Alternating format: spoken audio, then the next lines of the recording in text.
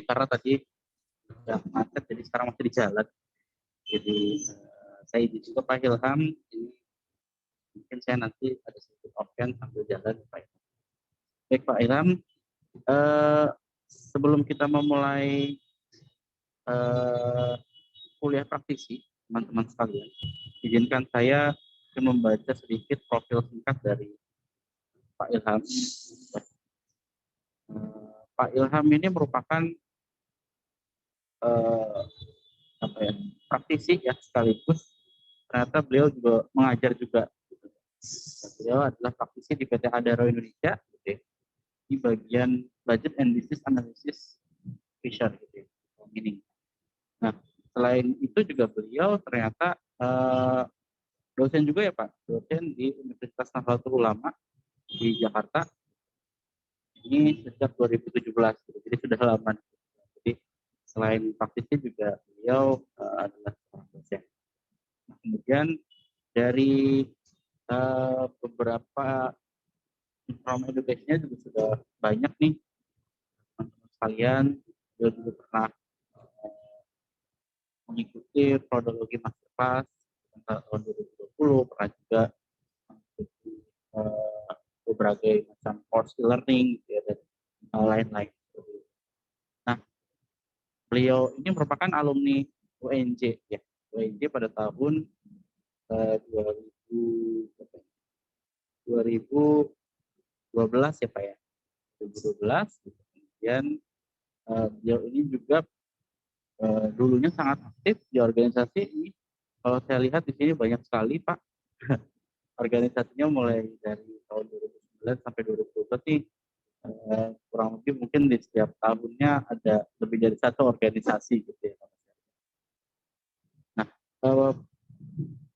beliau juga pernah menjadi ini ya, best participant of leadership training di akun Student Organization tahun 2008. Kemudian juga pernah menjuarai juara kelima ya pada seleksi Olimpiade Ekonomi.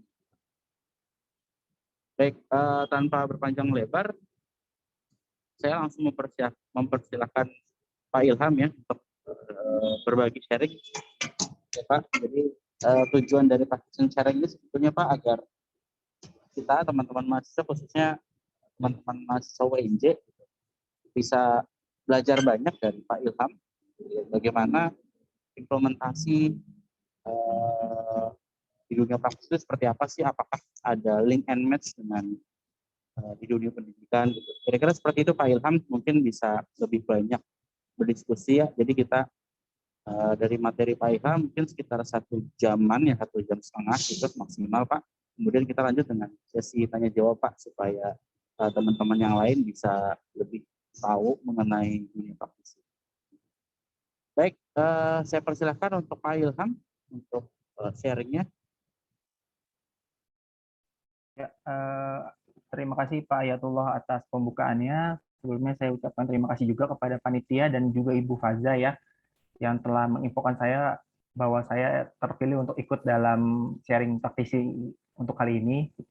Sebelumnya benar, saya adalah alumni S1 Akuntansi UNJ tahun 2012. Waktu itu belum ada Pak Ayatullah kali ya. Waktu itu masih zaman-zamannya Bu Marcelisa, Bu Widya Parimita, itu yang saya kenal tuh. Terus Pak Indra Pahala gitu. Jadi dosen-dosen senior yang saya kenal gitu. Kebetulan saya juga dulu kerja di UNJ juga setahun di UPT Humas, dan juga pernah kerja di PPMB juga yang sekarang di Gedung R ya, di Gedung R yang jadi Ekonomart itu. Dulu saya pernah kerja juga di situ. Bukan di Ekonomartnya tapi di PPMB-nya dulu kerja di situ juga selama 4 tahun gitu. Jadi saya akan sharing. Saya juga selain lulusan di UNJ, saya juga saat ini bekerja di PT Adaro Indonesia, yaitu coal mining company ya, dan juga saya mengajar di Universitas Nahdlatul Ulama Indonesia sejak tahun 2017. Saya mulai sharing share screen ya untuk materi saya mengenai audit forensik dan juga aset tracing. Mungkin kita akan lebih banyak diskusinya, benar kata Pak Ayatullah nanti. Saya akan share screen dulu. Ya, udah kelihatan ya PPT saya ya. Jadi saya akan menjelaskan mengenai aset tracing. Jadi yang kita tahu adalah aset tracing ini nanti akan ada 5 agenda yang akan saya bahas. Jadi ada gambaran umum, kemudian ada definisi aset, dan juga jenis kepemilikan aset. Kemudian ada penyembunyian hasil fraud, kemudian aset tracing, dan terakhir ada pendekatan pengungkapan penyembunyian aset. Itu. Pertama gambaran umum dulu. Nah, di sini kita bisa lihat ya bahwa ada indeks persepsi korupsi dari tahun 2006 sampai tahun 2020 dari negara ASEAN ya. Jadi saya menyusunnya itu dari negara pertama kali merdeka atau yang tidak pernah dijajah sama sekali ya. Kayak contoh nomor 1 Thailand, kemudian yang tertua lah ya, tertua itu Filipina, kemudian Indonesia nomor 3, sampai terakhir itu Timor Leste. Bisa kita lihat bahwa tingkat persepsi dari korupsi kita nih tetap di posisi level 30-an ya. Poinnya, poin 35 sampai 34, dan peringkatnya pun tidak banyak meranjak ya, tidak menanjak ya, levelnya selalu 100 lah gitu. Bahkan terakhir di tahun 2020 kita anjlok lagi nih, sempat di tahun 2018 di peringkat 99, kemudian anjlok lagi di peringkat 115 gitu. Bahkan kita berada di bawah dari Timor Leste yang merupakan pecahan dari negara Republik Indonesia ya, yang kita tahu yang dulunya adalah provinsi yang ke-27. Dan dari hasil ini kita bisa lihat bahwa korupsi di Indonesia ini masih belum ada banyak pergerakan dan kemajuan sama sekali gitu. Dan makanya dibutuhkan seperti kita nih ya, kaum muda, untuk memahami dan juga mengetahui mengenai beberapa informasi mengenai korupsi gitu. Lanjut, nah, gambaran umum pertama ini adalah aset yang disembunyikan oleh pelaku fraud, hampir tidak jelas hasil akhirnya, khususnya besaran nilai kerugian yang dapat dipulihkan dan dapat dikembalikan kepada pemilik aslinya. Yang kita tahu bahwa contoh yang lagi hangat-hangatnya ya gitu, yang Doni Salmanan dan juga Indra Kents ya, yang wow murah banget gitu kan, yang lagi hits banget itu aja sampai dikulik-kulik kan ya, dia ngasihnya ke artis siapa, kemudian dikasihnya berapa, ada artis yang disawer 1 M sampai dia curhat nggak bisa balikin 1 M, 950 juta gitu. Jadi hampir nggak kelihatan nih berapa sih sebenarnya kerugian yang telah dimakan oleh mereka gitu, karena penelusuran aset tracing ini sangat sulit gitu, karena pasti ya bisa jadi udah ke sana kemari uangnya gitu ya, yang mereka lakukan penipuannya gitu. Jadi di sini kalau dalam forensic accounting, kegiatan penelusuran aset kembali ini merupakan perbuatan yang mempunyai peran oleh si investigator gitu. Jadi para akuntan forensik ini mempunyai peran untuk melakukan investigasi nih, asetnya ini lari kemana gitu, larinya ke arah mana. Nah, kalau untuk akuntan forensik sendiri yang kita tahu di negara kita ini ada 5 macam ya. Jadi dulu saya pernah mengangkat tema tesis soal ini. Jadi itu ada di PPATK, kemudian juga ada BPKP, BPK, kemudian ada kejaksaan, tipikor, kejaksaan tipikor, dan satu lagi itu KPK gitu. Ada satu lagi saya lupa, 6, ada 6 ya pokoknya. Polri. Jadi kalau Polri itu Krimsus dia, saya lupa namanya, pokoknya Krimsus, jadi kriminal khusus. Jadi itu merupakan 6 bagian-bagian yang ada di pemerintahan yang bertindak sebagai akuntan forensik. Jadi akuntan forensik ini bukan aja orang lulusan S1 akuntansi ya, tapi juga bisa merupakan orang yang punya background-nya hukum gitu. Selain akuntansi juga dia punya background soal hukum atau litigasi yang lain-lainnya. Nah, kita jelaskan dulu terlebih dahulu mengenai akuntansi forensik. Jadi akuntansi forensik merupakan penerapan disiplin akuntansi dalam arti luas, termasuk di dalamnya auditing gitu, pada masalah hukum untuk penyelesaian hukum di dalam atau di luar pengadilan, di sektor publik maupun sektor private. Jadi yang selama ini kita tahu ya, kalau kita belajar akuntansi itu yang kita tahunya audit keuangan gitu. Tapi ada juga audit forensik gitu.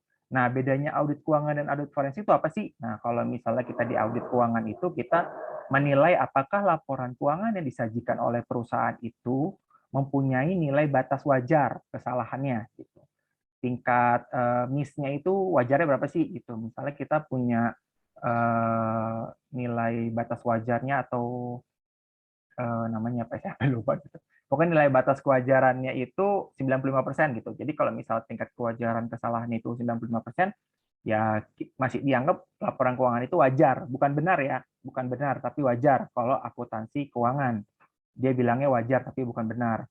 Tapi kalau misalnya audit forensik ini, dia itu lebih menekankan pada pembuktiannya, pembuktian pada kecurigaan terhadap kecurangan yang terjadi gitu. Jadi bukan kita melihat ini wajar apa enggak, tapi kita membuktikan bahwa oh orang ini telah melakukan korupsi gitu atau telah melakukan kecurangan.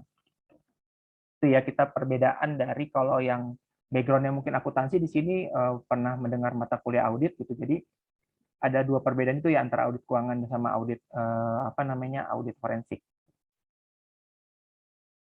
Nah, kemudian ini merupakan kategori atau 7 kelompok jenis-jenis yang disebut sebagai korupsi, tindak pidana korupsi. Gitu. Jadi ada 7 berdasarkan undang-undang ya, Undang-Undang Nomor 31 Tahun 1999 junto Undang-Undang Nomor 20 Tahun 2021. Jadi ada 7 jenis.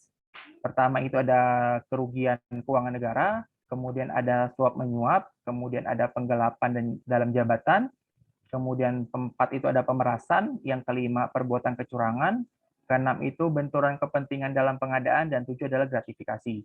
Gitu. Jadi ini merupakan 7 jenis tindak pidana korupsi yang dikelompokkan jenisnya.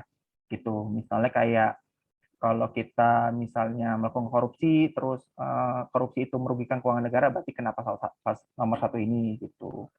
Dan segala macamnya ya, sampai nanti gratifikasi itu kita memberikan hadiah ya kalau gratifikasi. Kalau bedanya dengan suap menyuap itu, kalau suap menyuap itu kita ada bukan bentuknya hadiah tapi bentuknya uang gitu. Tapi kalau gratifikasi kita bentuknya hadiah. Misalnya voucher menginap di hotel berbintang gitu, atau misalnya voucher tiket pesawat. Nah itu merupakan juga bentuknya gratifikasi, bukan suap menyuap gitu ya.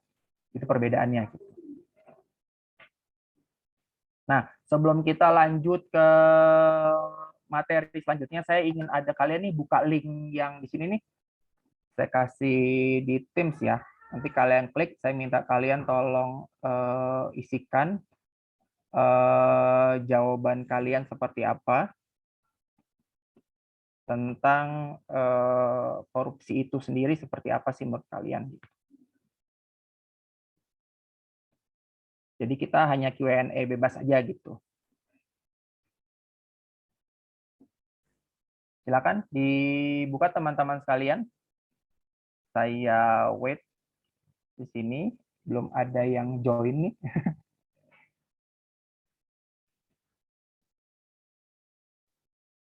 Silakan, linknya udah saya berikan di ini ya, sudah saya berikan di chat bawah.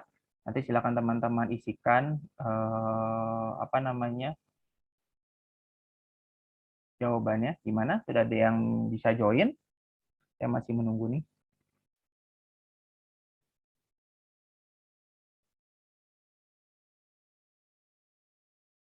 Wah, baru 1, Yurendira. Ayo, yang lain. Ada Ivo, ada Indri, ayo yang lain.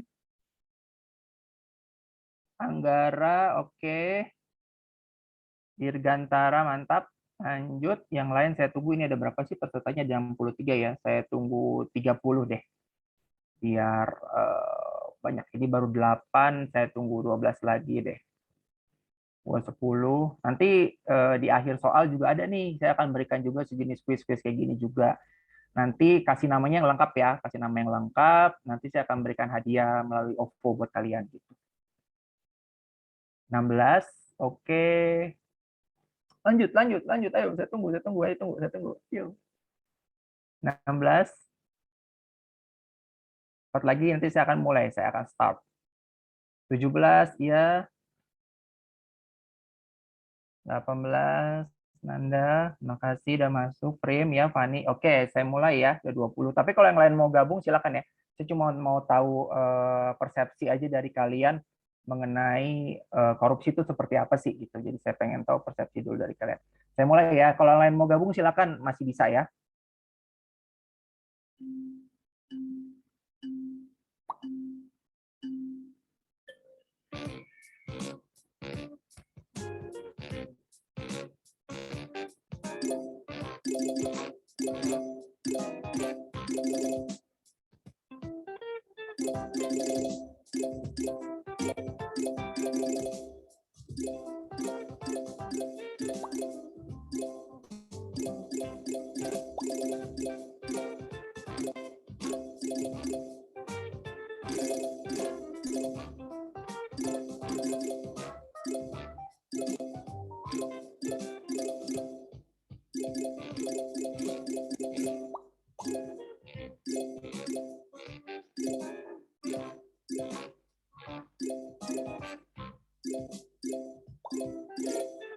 Wow. Banyak ya, sudah mengisi ya. Oke, saya lihat jawabannya.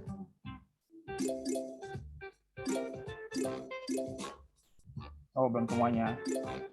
Ayo yang belum mengisi, ayo. Biar bisa saya tutup pollingnya.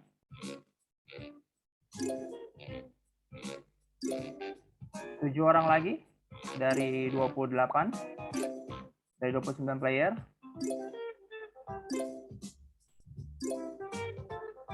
Ayo, 6 orang lagi, 5 orang lagi. Siapa yang belum ini? Faiz, John Petra Sirait, Sylvia, Waras, Wicaksono.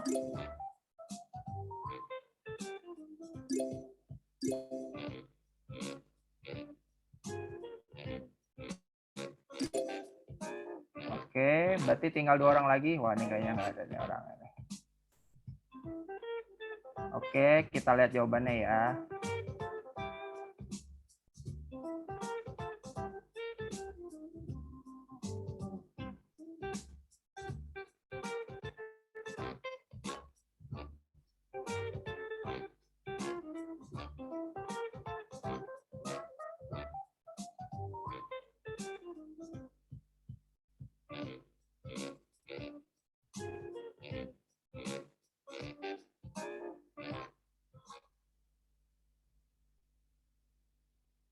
Oke, jadi di sini kita lihat hasilnya.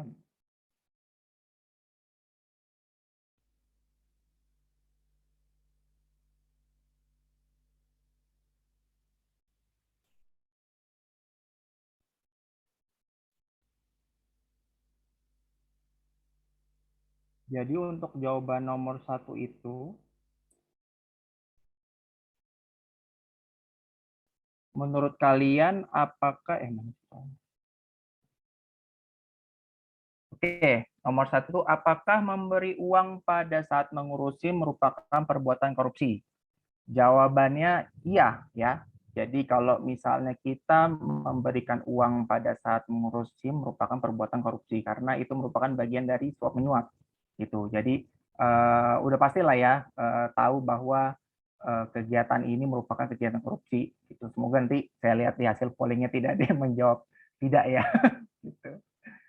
Gitu. Kemudian yang nomor 2, apakah menyerobot antrian merupakan perilaku korupsi? Ayo, jawabannya adalah iya. Gitu. Jadi menyerobot antrian itu merupakan perilaku korupsi. Jadi sebenarnya bukan perilaku korupsinya, tapi ada kemungkinan menjadi ada kemungkinan menjadi hal yang akan menyebabkan korupsi gitu. Karena orang menjadi ingin instan untuk mencapai sesuatu gitu kan. Ya sama kayak tindakan korupsi atau kecurangan gitu. Jadi orang melakukan kecurangan sehingga menyebabkan orang lain merasa rugi gitu kan. Jadi kalau korupsi atau berbuat kecurangan itu kan intinya adalah apakah tindakan kamu itu merugikan orang lain atau merugikan negara. Nah, kalau dengan menyerobot antrian otomatis kamu pertama mau instan, ya kan? Yang kedua juga kamu berarti merugikan orang lain. Jadi perilaku ini adalah memicu sebagai perilaku yang sifatnya koruptor atau korupsi gitu. Kemudian, nah ini biasa nih ya, apakah mencontek merupakan perilaku korupsi? Yang bilang-bilang ya, saya juga pernah nyontek dulu gitu ya. Saya yakin ya kepada kalian semua ya bahwa ketika kita masih zaman-zaman SD lah ya, sorry, zaman-zaman sekolah dan kuliah ya mungkin kita masih belum begitu memahami ya dasar-dasar menyontek itu seperti apa, mencontek, korupsi itu seperti apa. Kita pikir ya udahlah karena ingin mencapai sesuatu yang instan itu kita akan mencontek itu. Tapi sebenarnya mencontek itu merupakan hal yang tidak boleh gitu karena itu merupakan perilaku korupsi gitu. Jadi sebenarnya ketika saya tahu oh ternyata korupsi itu merupakan bagian dari perilaku ternyata mencontek itu merupakan perilaku dari korupsi. Makanya saya tidak lagi melakukan mencontek ketika saya mengambil S2 gitu karena ketika saya S1 jujur saya tidak tahu sama sekali gitu. Nah, saya harap teman-teman di sini semua sudah mengetahui ya bahwa mencontek itu merupakan bagian dari perilaku korupsi gitu. Jadi jangan lagi ya sebenarnya dosa juga ya mencontek ya gitu. Tapi ini kalian udah tahu nih bahwa ketika mencontek itu merupakan perilaku korupsi. Jadi kalian tidak boleh lagi yang namanya mencontek. Jujur aja kalau misalnya kalian tidak bisa mengerjakannya kepada dosen gitu. Nanti dosen-dosen UNJ dosen-dosen the best kok. Mereka akan memberikan pemahaman lebih dalam lagi ke kalian gitu. Karena saya sebagai alumni pernah merasakan itu. Kemudian, apakah membolos kuliah merupakan perilaku korupsi? Ya, membolos kuliah juga melakukan perilaku korupsi. Ini saya, dari tadi yang buka kamera kan yang ini ya, yang jadi MC ya, senyum-senyum gitu. Jadi saya juga ikutan senyum juga gitu. Karena membolos kuliah itu merupakan perilaku korupsi. Kenapa? Karena kita mengkorupsi ilmu. Gitu. Karena ketika kita punya kesempatan untuk mendapatkan ilmu, tapi kita tidak memanfaatkannya, dan orang tua kita atau kita yang membayar kuliah itu kan tidak memanfaatkan itu dan merugikan diri kita sendiri kan gitu. Jadi itu merupakan salah satu dari kegiatan yang mencerminkan perilaku korupsi gitu. Banyak juga ya kita bercermin, aduh saya udah berapa dari tadi udah 4, saya korupsinya udah berapa ya gitu, mikir gitu ya. Semoga 0 gitu ya. Dan kemudian terakhir, ini apakah memberi contekan kepada teman merupakan perilaku korupsi? Itu juga ya, merupakan perilaku korupsi karena kita merugikan teman kita itu sendiri gitu. Karena berarti mereka tidak tidak mengusahakan secara maksimal gitu bahwa kuliah itu seperti apa gitu. Sebenarnya kalau saya sebagai dosen ya, saya melihat mahasiswa itu bercermin juga pada diri saya sendiri bagaimana saya mengajarnya sebenarnya. Nah, ketika kalian mendapat nilai bagus dengan hasil mencontek, itu sebenarnya nggak mereflek ke dosennya seperti apa gitu. Kalau misalnya kalian jujur-jujur aja, dosen pun kan akan bisa mengkoreksi dirinya ya, apa yang menjadi kekurangan kita gitu. Jadi itu merupakan juga merugikan teman kita, juga merugikan dosen juga secara nggak langsung, karena dosen tidak bisa melihat gambaran tuh mahasiswa seperti apa gitu ya. Jadi untuk teman-teman yang udah mengikuti kegiatan ini, saya harap jangan mencontek lagi, jangan memberikan contekan pada teman, dan juga tidak membolos ya. Gitu ya harapan saya. Tuh. Oke, ini selanjutnya saya akan menjelaskan mengenai jenis fraud atau fraud tree. Jadi menurut ACFE atau Association of Certified Fraud Examiner itu, atau kalau di Indonesia istilah kayak IAI lah ya, Ikatan Akuntan Indonesia. Tapi ini khusus untuk fraud gitu, untuk kecurangan gitu. Ada 3 jenis fraud di dunia ini, yaitu pertama korupsi, kemudian ada penyimpangan aset atau kemudian ada pernyataan palsu, salah pernyataan, dan rekayasa pelaporan atau fraudulent statement gitu. Jadi ada corruption, asset misappropriation, sama ada fraudulent statement gitu. Jadi ini ada 3 jenis atau 3 besaran ya, 3 besaran. Kalau istilahnya kalau di FE gitu ada ada jurusan akuntansi, ada jurusan manajemen, ada jurusan EA gitu ya, ekonomi administrasi gitu. Jadi ini 3-tiganya. Tapi dari 3 ini tuh ada lagi pecahannya. Gitu. Misalnya kayak EA mungkin ada administrasi perkantoran atau misalnya ada sekretaris gitu-gitu ya. Kemudian kalau di manajemen mungkin ada D3 manajemen, S1 manajemen, atau di akuntansi ada S1 akuntansi, ada D3 akuntansi. Nah, ini merupakan pecahannya. Nah, ini pecahannya. Jadi ada corruption, Ini ada 4 jenis, ada conflict of interest, kemudian ada bribery, ada illegal gratitude, ada juga economic extortion. Kemudian juga ada financial statement fraud. Ini ada pecahannya, ada asset atau revenue overstatement, ada juga asset revenue understatement. Kemudian untuk aset misappropriation-nya ada 2, ada cash, juga ada inventory, all other asset. Nanti ini kalian bisa lihat di internet lah ya, mengenai fraud tree ini seperti apa gitu. Detail-detailnya ada di internet. Karena keterbatasan waktu, jadi saya skip ini untuk menjelaskan ini. Oke, kita lanjut mengenai definisi aset. Kalau definisi aset itu merupakan salah satu sumber-sumber sumber daya yang dimiliki oleh kita ya untuk mendapatkan suatu atau kekayaan yang dimiliki oleh kita. Kalau atau perusahaan itu kekayaan dimiliki perusahaan untuk mendapatkan keuntungan gitu. Dengan adanya capex itu akan membantu perusahaan gimana caranya untuk mencapai tujuannya mereka gitu. Kalau dalam individu sendiri itu aset itu bisa digambarkan merupakan kekayaan yang dimiliki seseorang gitu ya. Gitu. Nah, kalau dalam sini dalam pengertian awam, aset itu merupakan semua aktiva yang dikuasai perorangan atau perusahaan yang digunakan dalam bisnis atau berkaitan dengan itu termasuk fisik bangunan, pabrik, peralatan, tanah, real estate, pesawat, dan termasuk juga investasi ya. Investasi juga merupakan salah satu aset. Kemudian aset yang poin nomor 3 ini, aset yang mencakup hak tagih yang dimiliki oleh suatu perusahaan, bahkan hak-hak yang masih dipersengketakan di pengadilan, baik secara pidana ataupun perdata. Jadi kalau misalnya kita ada gini, misal punya tanah nih ya, punya tanah, kemudian tanah itu kita aku, tapi tanah itu dalam sengketa itu masih bisa diakui sebagai aset kita. Gitu. Walaupun nanti di dalam laporan keuangan itu mesti disebutkan bahwa di dalam catatan atas laporan keuangan ya, itu mesti kita sebutkan bahwa aset ini sedang tahap perdata gitu atau pidana gitu. Jadi tetap kita bisa akui tapi mesti dilaporkan dalam catatan atas laporan keuangan di laporan keuangan perusahaan ya. Nah, ini adalah analisa kepemilikan aset.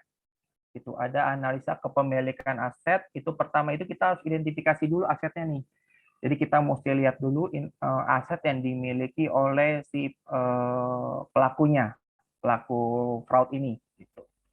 Jadi apakah aset itu merupakan murni dari tindak pidana korupsi atau kecurangan? Apakah aset ini bukan dari tindak pidana korupsi atau kecurangan? Nah, caranya itu ada 3. Pertama itu kita lihat bukti kepemilikan langsung dari si tersangka. Contoh kayak tadi saya sebutkan ya si IK sama DS ya. Itu kan dia dilihat tuh bukti kepemilikan langsungnya apa, misalnya kayak rumah, mobil sport gitu ya. Kemudian ada motor-motor segala macam. Dilihat apakah pembeliannya ini dilakukan pada saat kekayaan dia capai gitu. Jadi dilihat berdasarkan kepemilikan langsungnya. Nanti dilihat apakah dari KPR banknya atau dilihat dari bukti sertifikat tanahnya atau misalnya dari SPT-nya atau segala macam atau PBB-nya. Nanti dilihat dari situ kepemilikannya. Kalau misalnya kepemilikan itu secara langsung, kita bisa notice bahwa ini bisa jadi merupakan aset yang didapatkan dari korupsi atau tindak kecurangan gitu ya. Kita pertama lihat dulu dari sisi bukti kepemilikan langsungnya. Setelah kita lihat dari bukti kepemilikan langsungnya, kita lihat dari kepemilikan bukti tidak langsungnya. Gitu. Apakah aset yang dia miliki ini diberikan oleh siapa? Gitu. Contoh kayak Reza Arab ya, kan dia dapat uang 1M tuh. Nah, 1M itu diberikan oleh siapa? Gitu. Sama juga kayak Atta Halilintar yang ngaku diberikan tas apa ya, saya lupa tuh, tas merek terkenal lah ya, tas mahal gitu. Akhirnya kan dibalikin kan, karena apa? Oh, dia itu diberikan oleh si tersangkanya gitu. Jadi barang yang diberikan pun itu merupakan bisa kita sita gitu. Jadi kalau kalian sibuk di internet, loh kok misalnya kalian ngefans sama Reza Arab kan dapat 1M, kan udah dikasih, kenapa harus ditarik gitu-gitu kan. Terus kemudian ada juga oh kan si Atta Halilintar dapat ini, atau misalnya Lesti Bilar gitu. Menurut Dede Lesti kayak gimana pendapatnya gitu kan misalnya. Itu tetap harus kita tarik gitu. Karena apa? Karena itu asetnya yang mereka dapatkan itu sumbernya tidak langsung berasal dari si pelaku kecurangan gitu. Itu makanya kenapa kadang-kadang, kecuali ya yang punyanya si pocong, siapa ya namanya, Arif Muhammad ya. Nah, Arif Muhammad itu tidak bisa. Kenapa? Karena dia ada jual beli. Jadi si DS dapat mobil, Arif Muhammad dapat uangnya. Itu nggak bisa gitu, karena itu ada transaksi jual beli di sana. Dan itu sah ya. Jadi yang disita itu ya mobilnya, mobil yang dibeli dari Arif Muhammad, tapi bukan uang yang dikasihkan ke Arif Muhammad. Gitu. Karena uang yang dikasihkan ke Arif Muhammad itu merupakan beli. Kecuali Arif Muhammad dikasih uang kayak Reza Arab, nah itu baru ya, mesti dibalikan. Gitu. Karena itu diberikan dengan cuma-cuma. Nah, terakhir adalah kepemilikan di bawah kendali.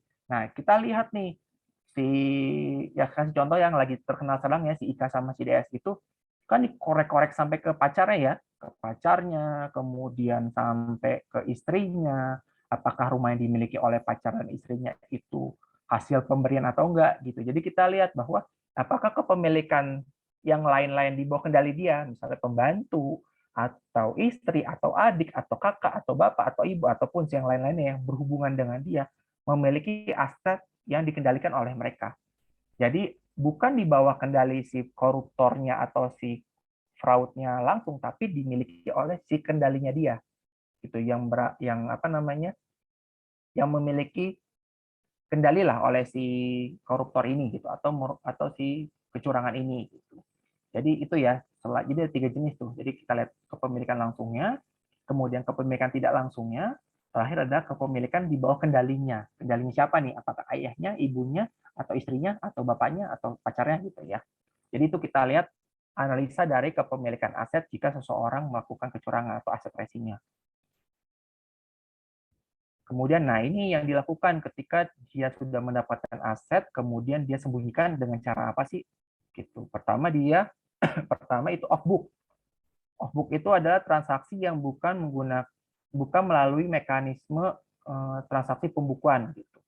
Atau misalnya tidak tercatat gitu. Contoh kayak skimming. Skimming itu kan kayak data yang kita kalau skimming itu kan kayak kartu yang misalnya kita masukin kartu kita di ATM, ke copy data kita kan karena kita memasukkan kartu itu ke ATM itu. Jadi orang itu dengan mudah bisa mengambil data kita, mengambil uang kita di bank gitu kan. Nah, ini merupakan transaksi yang agak sulit diketahui si off book ini karena kita tidak tahu nih mekanisme transaksinya melalui apa karena tidak ada pembukuan, tidak ada pencatatan di sini. Gitu. Ini merupakan yang paling sulit. Kemudian penyembunyian aset selanjutnya adalah ada penerimaan pembayaran secara kas dan tunai. Ini juga sulit. Gitu. Sulitnya itu sulit di-trace karena mesti kita hadir secara langsung.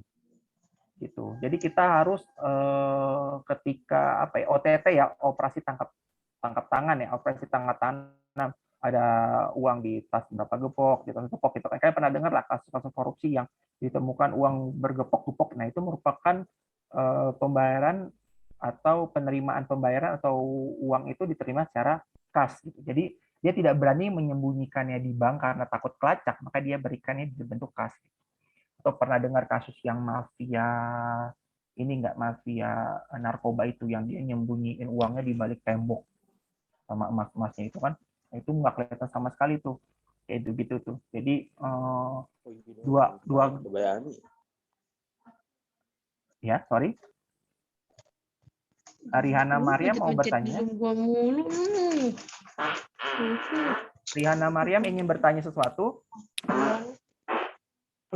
Gila nih orang. Ini kenapa sih? Itu nggak dimut kok. Dong nggak? Anak monyet banget. Halo Rihana. Rihana Mariam. Oke, kita lanjut ya. Duh, bahasa tadi kalau masuk ke YouTube tolong ditit gitu ya, tolong tit tadi bahasa-bahasanya ya, tolong ditit ya gitu. Nggak enak gitu, takutnya nggak enak aja gitu. Oke, kemudian selanjutnya ada ada pemberian melalui cek atau instrumen keuangan lainnya. Jadi pemberiannya itu melalui cek ya. Cek juga agak sulit dilacak ya karena ya sama bentuknya kayak kas juga, mesti diambil duitnya dalam bentuk cash gitu. Atau instrumen keuangan lainnya misalnya kayak mungkin dia akan memberikan investasi dalam bentuk kripto atau apapun gitu ya. Itu merupakan salah satu hal yang bisa disembunyikan juga oleh si pelaku korupsi. Kemudian ada juga melalui bunga bank. Selanjutnya ada dengan pemberian pinjaman. Jadi si misal saya nih ya, saya pelaku kecurangan. Nah, saya memberikan pinjaman ke Muhammad. Jadi saya memberikan pinjaman ke Muhammad. Jadi nggak kelihatan gitu uangnya. Saya tuh misalnya saya korupsi 5 miliar gitu. Saya kasih pinjam ke Muhammad 1 miliar. Nanti ketika ditangkap ya uang saya tinggal 4 miliar kan gitu. Nah, itu merupakan pemberian pinjaman juga bisa merupakan salah satu cara untuk menyembunyikan aset kita gitu.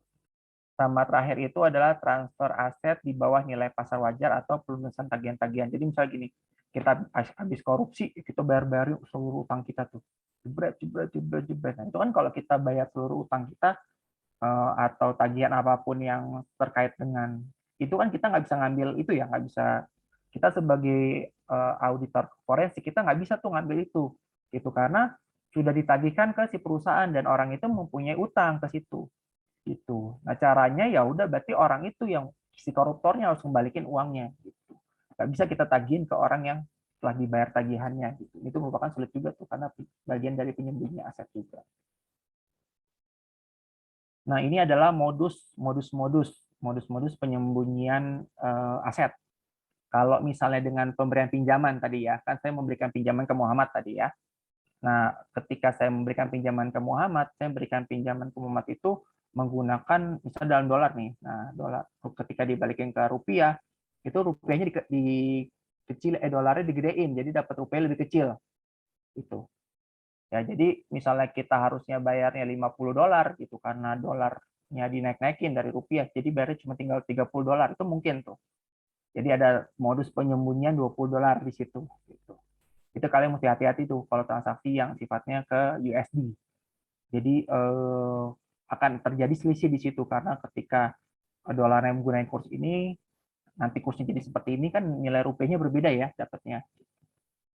Kemudian ada juga dengan konsensi pemberian diskon pada saat pelunasan kredit. Jadi supaya tidak kelihatan bayarnya berapa, ya udah kita berikan aja lunasnya dalam bentuk gini, kreditnya dalam bentuk kreditnya lunas, kreditnya lunas gitu. Jadi dengan ada diskon itu sehingga kreditnya lunas, padahal belum lunas. Itu. Jadi apa namanya uang itu tersembunyi di situ dengan pemberian diskon itu. Padahal diskon itu sebenarnya nggak didapatkan, gitu. Tapi pura-pura dapat diskon supaya kredit itu lunas. Jadi nanti diskonnya masuk ke dalam uang pribadi, disembunyiin, gitu kan. Itu mesti hati-hati juga kita sebagai auditor forensik ya. Gitu. Kemudian juga ada klaim buyback garansi. Nah, klaim buyback garansi ini semacam gini, perjanjian jual beli kalau kita beli rumah gini ya. Contoh kita beli rumah, kita ada asuransi, kita ada buyback garansi gitu. Nah, klaim buyback garansi ini si penjual rumah itu mesti balikin uangnya ke kita kalau rumah itu rusak. Paham nggak? Jadi buyback garansi itu kalau misalnya kita beli rumah ke developer gitu. Nih saya beli rumah nih di Rawamangun, jebret 1 miliar gitu kan. Kita ada transaksi buyback garansi ya. Nah, nanti ketika dia kasusnya sudah selesai nih korupsinya, dia nanti ajuin ke developer buyback garansi. Saya nggak mau rumah ini rusak gini gini gini gini gini. Balikin uang saya gitu. Jadi kalian mesti hati-hati sampai ke situ juga tuh. Apakah ada ketika orang itu melalui KPR atau kredit-kredit lain, apakah ada apa namanya transaksi atau ada ayat hukum yang menyebutkan buyback garansi gitu. Karena bisa jadi ketika kasusnya sudah ditutup, dia langsung minta buyback garansi ke developer. Kan dapat duit kan jadinya kan gitu. Harusnya bentuknya asetnya itu disita, tapi karena ada kontrak buyback garansi, duitnya malah balik ke si apa namanya si fraudnya gitu kan yang melakukan fraud. Termasuk juga ini adalah pengambilan alihan agunan sama agunan debitur macet yang dijual via broker. Agunan itu kita kayak ke Pegadaian gitu contohnya ya. Jadi kita menitipkan barang, ini barangnya saya agunkan. Nanti ketika macet, yang ngutang ke kita ini macet, gitu. Nanti yang agunnya ini dijual ke broker, otomatis kan dapat diskon tuh biasanya tuh di situ. Padahal nggak dapat diskon di situ. Jadi itu yang mesti kita perhatikan kalau misalnya kita ada di kasus modus penyembunyian tapi dengan cara memberikan pinjaman. Beda lagi kasusnya kalau misalnya dalam bentuk aset tetap. Gitu. Kalau bentuk aset tetap kita lihat apakah nilai asetnya itu over value gitu atau ada nggak fisiknya gitu. Jangan sampai kayak Hambalang kemarin kasusnya itu ya udah gedungnya udah hancur berantakan kan gitu segala macam itu nggak bisa lagi kita akuin lagi gitu. Atau ada kapitalisasi biaya renovasi untuk bangunan dan gedung bukan milik. Jadi dia pakai uang hasil korupsi itu buat gedein rumah mamanya di rumah mamanya di kampung gitu. Itu nggak boleh tuh kayak gitu. Udah jadi rumah, masa rumah mamanya dihancurin lagi. Misalnya mau rumah mamanya 1 lantai, udah dibikin 5 lantai, dihancurin 4 lantai, kan nggak mungkin. Dan tetap yang diakuin itu dilihat dari sisi berapa uang yang diberikannya. Gitu. Kemudian sama markup dari harga pembelian. Gitu. Jadi masuknya markup dari harga pembelian, misalnya harga normalnya itu di Rawamangun 1 miliar, tapi dia nyatetnya itu 2 miliar. Gitu. Nah itu ada selisih di situ kan disembunyikan transaksi 1 miliarnya. Gitu. Itu modus operandinya. Gitu. Terakhir ini contoh modus penyembunyian itu ada rekening giro. Jadi dana hasil kredit itu didepositokan atas nama pemilik perusahaan di bawah kendali. Ya, di bawah kendalinya. Jadi didepositkan atas nama pemilik perusahaan. Ya berarti pemilik perusahaan kan berarti dia juga kan sebenarnya kan. Tapi bukan nama dia langsung, tapi di bawah kendalinya dia sebagai pemilik perusahaan. Gitu. Bisa juga di situ. Atau misalnya dia menggunakan rekening giro fiktif. Atau buku kalau rekening giro berarti kan ini ya apa namanya perusahaan kan ya rekening giro fiktif gitu. Sebenarnya nggak ada tuh rekening gironya. Tapi kayak dilempar sini, lempar situ, lempar sini, lempar situ gitu. Jadi itu merupakan modus-modus yang biasa dilakukan oleh koruptor atau misalnya tindak orang yang melakukan kecurangan ya. Itu merupakan contoh jenis-jenis modusnya. Nah, kemudian kita lihat aset tracing-nya. Aset tracing-nya seperti apa sih? Jadi kita lihat adalah bukti fisik atas suatu fraud, baik secara langsung maupun tidak langsungnya. Kita lihat dulu bukti fisiknya mana nih. Gitu, dari sisi jual beli tanahnya atau segala macam yang berkaitan dengan bentuknya fisik lah. Gitu ya, yang atau produk hukum atau apapun yang bermaterai itu bisa kita jadikan sebagai bukti fisiknya kita untuk melakukan penelitian gitu ya. Atau pembuktian bahwa ini merupakan aset dari korupsi gitu. Kemudian nomor 2 kita lihat dulu untuk menentukan motifnya seperti apa dan modus operandi seperti apa. Jadi kan kita lihat nih, kita lihat tanahnya. Ini tanahnya ini masuk dalam kategori mana nih? Apakah dia memainkan tadi yang kita contoh di sebelumnya, apakah dia memainkan harga tanahnya lebih dimahalin, atau misalnya tanahnya itu dia belinya berdasarkan nama adiknya, gitu. Nanti kelihatan tuh modus-modusnya. Oh berarti si ini nih senangnya dia memberikan ke sini gitu. Jadi langsung kelihatan. Biasanya orang gini kayak kita nih orang suka K-pop, berarti kan dia suka apapun berkaitan dengan K-pop kan. Otaknya pasti K-pop. Nah sama kayak orang melakukan kecurangan. Kalau dia sudah merasa aman di satu kegiatan, satu cara, dia pasti akan melakukan cara itu.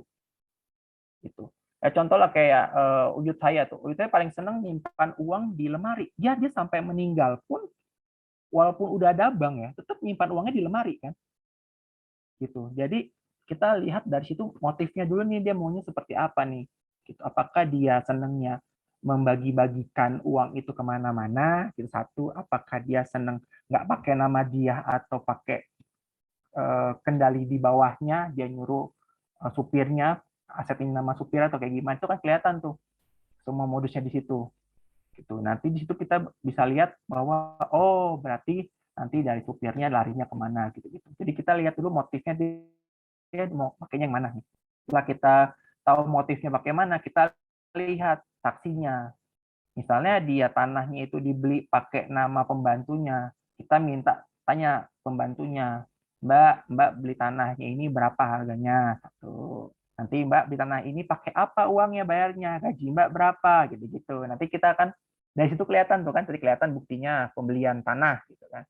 Kemudian kita lihat dia bilang, oh saya belinya itu dengan menggunakan pembantu saya namanya. Kemudian kita tanya ke pembantunya, Mbak kayak gimana lakuinnya. Gitu. Nanti ketika kita dapat dukungan kesaksian, baru kita minta Mbak dapat siapa, Mbak siapa lagi Mbak yang terlibat, biasa gitu kan. Nanti bisa kita tanya lagi yang terlibat siapa gitu-gitu. Nanti kalau korupsi nggak mungkin tuh. Korupsi atau kecurangan nggak mungkin melibatkan cuma satu orang. Pasti melibatkan banyak orang. Gitu. Jadi nggak mungkin kalau korupsi atau ini melibatkan cuma sepihak. Kalau kalian dengar wawancara Rossi Sianalahi ya, siapa sih lupa nama saya itu. Rossi itu kan dia wawancara yang baru keluar dari penjara, siapa sih namanya? Angela yang baru keluar dari penjara tuh ya, yang fraksi Demokrat yang suaminya meninggal. Angelina Sondak. Oh iya, Angelina Sondak, ya benar. Angelina Sondak kan dia diwawancara tuh sama Rossi. Terus dia bilang bahwa saya tuh nggak setuju kalau saya dibilang korupsi sendiri karena saya melibatkan banyak orang itu dalam korupsi itu. Gitu. Itu merupakan satu statement yang emang benar, korupsi itu tidak mungkin melibatkan hanya satu orang, pasti banyak orang yang terlibat. Nanti kalau misalnya kalian ada mata kuliah audit forensik tuh ya, nanti ada tuh namanya penelusurannya kayak gimana tuh. Nanti kalau saya tuh dulu bikin kayak semacam bagan-bagan gitu. Nanti ini ke sini, ini ke sini, ke sini. Jadi gitu loh, sampai ke penelusuran segitu-segitunya. Sampai ke anak-anaknya juga kayak gitu. Di apa namanya? Di apakah ada keterlibatan sampai ke anak-anaknya gitu. Karena nggak mungkin korupsi itu cuma hanya satu pihak saja, nggak mungkin. Gitu. Kemudian baru terakhir itu menetapkan posisi, lokasi, jumlah dan nilai kerugian yang terjadi. Ini udah pasti ya kelihatan berapa kerugian yang ditaksirnya ya. Nah, ini merupakan tujuan dari pengungkapan aset tracing. Jadi tujuan itu adalah mencari hubungan perbuatan fraud dengan motif dan niatnya. Kemudian mendapatkan data informasi atau sumber-sumber penghasilan yang ilegal melalui transaksi anomali, kemudian kepemilikan properti dalam jumlah besar, kemudian transfer kepada pihak lain atau kolega keluarga, kemudian pengeluaran biaya hidup di luar kewajaran. Jadi ini merupakan tujuan dari pengungkapan dengan menggunakan metode aset tracing ya. Jadi cara-caranya seperti inilah yang bisa kita lihat. Transaksi anomali itu transaksi tidak wajar lah. Misalnya dia biasanya beli emas itu 10 gram gitu, tiba-tiba beli emas 100 gram gitu kan. Kan aneh gitu kan. Itu bisa kita lihat di situ tuh. Nah, ini merupakan pendekatan pengungkapan dari penyembunyian aset. Jadi ada dua, setelah investigator mampu mendalami itu, dia memetakan gambaran personal, profesi, dan catatan riwayat keuangan dari pihak yang dicurigai. Apakah dia basicnya itu ketua DPR lah, apa dia anggota DPR, apakah dia sebelumnya direktur apa, gitu itu dilihat semua tuh. Termasuk catatan riwayat keuangannya melalui PPATK biasanya mintanya. Kekayaannya berapa, dilaporkan segala macam gitu ya. Kemudian baru melakukan observasi dari bukti-bukti yang telah didapatkan. Itu apakah aset ini larinya seperti apa, larinya ada di mana gitu. Jadi itu merupakan cara-cara yang dilakukan supaya kita mendapatkan aset yang tersembunyi itu. Itu melakukan investigasi melalui petunjuk-petunjuk awal tadi, misalnya kayak dia itu anggota DPR gitu misalnya. Nanti anggota DPR ini dia itu pernah melakukan transaksi ke mana? Misalnya dia pernah pergi ke Swiss nih, dia pernah pergi ke Swiss. Oh, berarti ada indikasi dia nyimpan uangnya di Swiss. Gitu. Atau misalnya dia ada pergi ke Singapura nih. Berarti nanti ada indikasi bahwa uang itu disimpan di Singapura. Gitu. Jadi kita lihat indikasi-indikasi apapun terjadi di situ. Misalnya dia pernah ke WNJ nih. Bisa jadi nyimpan uangnya di WNJ gitu ya. Gitu. Jadi itu pun indikasi-indikasi apapun lah ya, itu bisa kita jadikan cara supaya kita menemukan bagaimana aset ini disembunyikan. Yang penting kita mendapatkan bukti-bukti yang relevan dan mendukung apa yang telah kita hipotesiskan, apa ya kalau dalam bahasa ini ya, hipotesiskan pandangan kita lah kayak gimana gitu soal penyembunyian aset ini ada di mana. Nah, ini merupakan dokumen-dokumen pendukung tadi supaya kita mengetahui aset ini ada di mana. Pertama, misalnya ada laporan keuangan, gitu. Misalnya terus kemudian ada data perbankan, kemudian ada laporan beban pegawai, kontrak kerja, aplikasi perjanjian pinjaman, SPT pajak, sama data tuntutan hukum dan data pribadi. Jadi ini adalah satu dari dua bagian merupakan dokumen-dokumen pendukung supaya kita bisa mengetahui aset itu disembunyikan di mana. Saya kasih contoh gini, misalnya SPT pajak. SPT pajak itu kan dia diketahui berapa penghasilannya kan, berapa pajak yang dibayarkan, berapa penghasilan, berapa harta diketahui di situ di SPT pajak. Kalau misalnya di SPT pajaknya dilaporin nggak sebanyak yang dia dapatkan, itu mesti kita tahu ini ditaruh di mana nih sehingga dia tidak kena pajak gitu. Apakah dia memberikan semacam hadiah gitu, jadi sehingga pajaknya final atau segala macam gitu loh. Jadi dilihatnya sampai sedetail mungkin. Atau misalnya data perbankan, misalnya ada cancel check gitu misalnya. Cancel check berarti dia sebenarnya nih pernah ngasih cek ke siapa nih? Gitu. Oh, dia pernah kasih cek ke Muhammad gitu. Nah, berarti ini Muhammad bisa jadi salah satu orang yang mesti kita cek nih. Karena sebelumnya dia pernah mau ngasih cek ke Muhammad. Gitu. Atau misalnya saya mau kasih cek ke Pak Ayatullah nih. Nah, Pak Ayatullah juga salah satu orang yang mesti kita cek nih. Karena saya dulu, walaupun itu cancel ya, walaupun itu cancel, tapi saya pernah ada keinginan untuk ngasih Pak Ayatullah cek. Gitu. Jadi segitunya loh, kalau misalnya kita mau mengetahui penelusuran aset seperti apa gitu. Makanya kalau kita lihat di berita-berita itu kan, waduh, heboh-hebohnya ya. Atau sekarang kayak kemarin saya dengar berita Nikita Mirzani kan, heboh-hebohin masalah yang pemilik MSGO itu kan. Itu sampai dia bilang bayar SPT pajak dong, bayar SPT pajak dong. Gitu. Karena emang SPT pajak salah satu hal yang mungkin bisa dijadikan pegangan gitu bahwa harta yang didapatkan ini wajar apa enggak gitu. Ya, kemudian yang terakhir itu bukti pendukungnya itu ada tagihan kartu kredit, voucher belanja, kemudian ada statement dari perantara, terus kemudian data kepemilikan di pasar modal dan pasar uang, klaim asuransi, kredit kepemilikan aset, rekaman pembicaraan telepon, sama juga data perjalanan. Ini data perjalanan contoh tadi yang saya bilang, kalau dia pernah ke Swiss, bisa jadi dia nyimpan asetnya ke Swiss gitu ya, atau dia pernah ke Malaysia, berarti dia nyimpan aset ke Malaysia. Gitu. Atau misalnya Melindadi, kasus Melindadi dulu ya, dilihat dari tagihan kartu kreditnya, itu segala macam. Nah itu merupakan bukti-bukti yang bisa kita telusuri lebih dalam, ini asetnya tuh ada di mana sih. Misalnya Melindadi beli tas Dior di Singapura, bisa jadi tas Diornya itu udah ada di dia. Kita bisa ambil tas Dior itu karena tas Dior itu bisa dianggap bahwa merupakan hasil korupsi. Atau misalnya beli mobil, nggak mungkin beli mobil pakai kartu kredit ya. Misalnya beli handphone menggunakan kartu kredit. Nah, kita bisa asumsikan itu bahwa handphone yang dibeli itu merupakan hasil kecurangan atau hasil korupsi gitu dari dari yang dia beli gitu dari kartu kredit tersebut. Oke, sekian presentasi dari saya mengenai aset tracing. Sebenarnya kalau mau bahas mengenai audit forensik ini banyak banget dulu saya ketika kuliah itu sampai 6 SKS loh bahas mengenai audit forensik aset tracing ini gitu. Untuk terakhir ya sebelum saya balikan ke moderator, saya ada kuis nih yang saya bilang berhadiah OVO untuk 5 orang. Saya berikan OVO, saya nanti kirim ke OVO. Nah ini linknya. Saya chat di grup ini juga deh.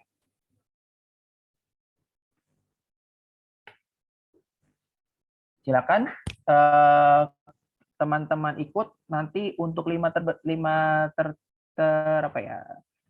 terbaik nanti akan saya berikan hadiah OVO. Sama kayak tadi ya, saya tunggu dulu. Masih tunggu untuk bergabung yang ikut materi saya hari ini. ya kuis-kuis dikit aja lah ya, supaya merefresh, dan juga saya mau tahu nih gimana sih setelah kalian mengikuti dari materi saya, apakah pengetahuannya bertambah, syukur-syukur bertambah, alhamdulillah gitu ya. Dan juga refreshment lagi dari apa yang tadi saya berikan gitu. Silakan, saya tunggu untuk teman-teman semua untuk ikut bergabung di ini. Udah saya chat di grup ya, di link Zoom untuk apa namanya.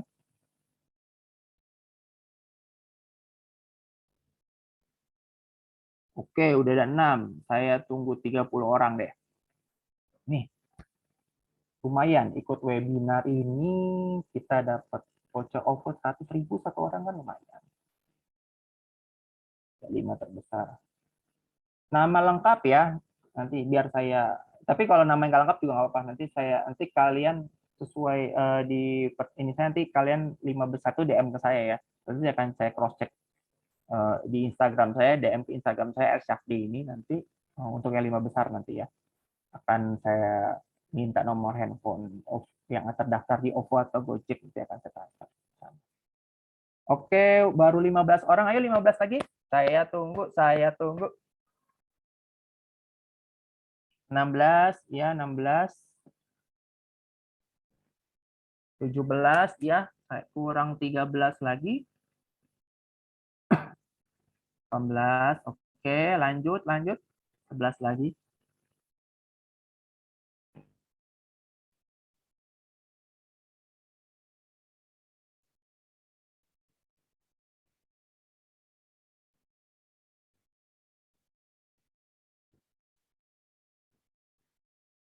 Ayo 10 orang lagi dari 60 ini. Saya masih menunggu lagi. Atau kita lanjut nih aja nih. 21, ayo. Karena gini, yang sekarang ini dia makin cepat menjawab, poinnya lebih tinggi gitu. Makanya saya supaya equal, sama-sama semua bisa mendapatkan apa ya, peluang yang sama, makanya saya tunggu deh setengahnya gitu. Nanti kalian jawabnya tinggal pilih aja ya dari pilihan ABC-nya. Oke, sudah 23 orang. Saya tunggu 30 orang lagi. 6 orang lagi, ayo. Atau kita lanjut saja. Saya tunggu sampai jam 9:10 deh.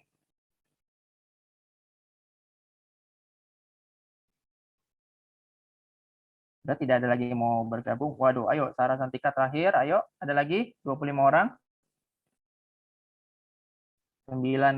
Jam 2:10 saya mulai. Tasya Mahar, oke. Oke, udah jam 2:10 saya mulai ya.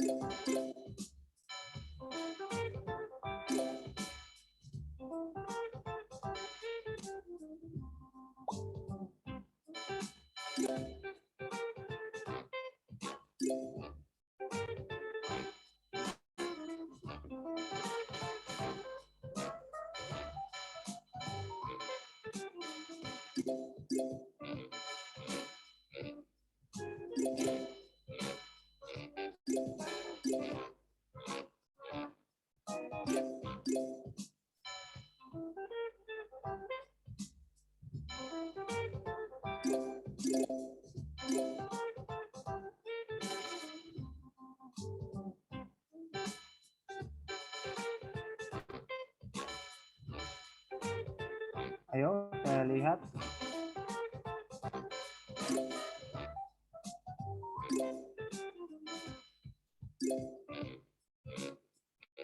Sampai 5 terbesar, nanti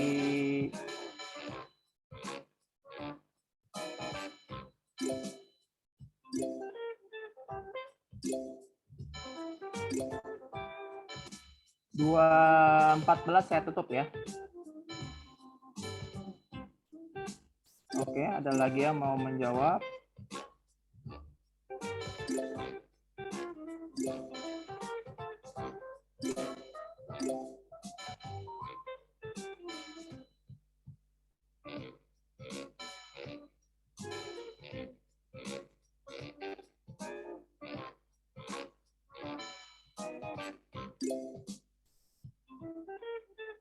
Ayo, 2 menit lagi.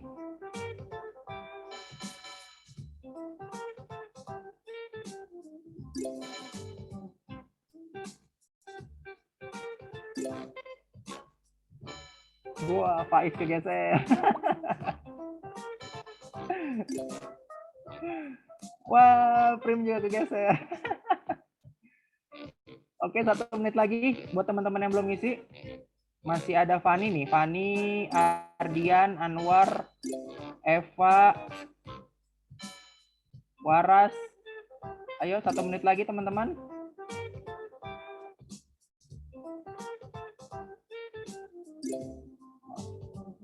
Siapa nih? Fani. Ayo Fani.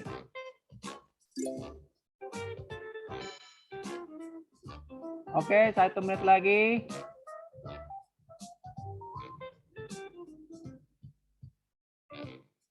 Ini apa? Vicky Dila, ayo 1 menit lagi saya tutup.